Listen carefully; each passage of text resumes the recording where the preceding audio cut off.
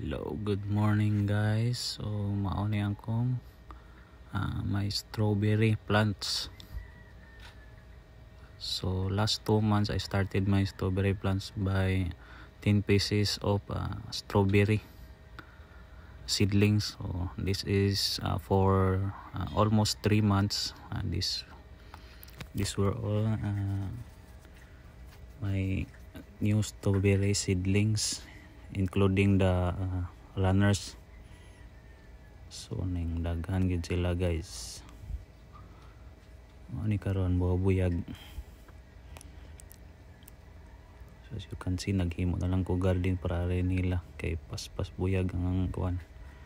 So ngani ang magpa nakabunga na ni guys. Pag last month nakabunga na ni siya. Ang uban nakabunga, ang uban wala pa.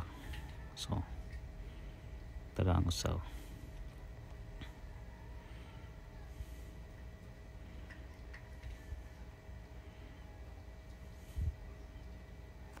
Ang usa gitanom diri sa punuan nga pinutlag punuan sa lubi. So mailan lang ni pohon ug unsa yang dagan.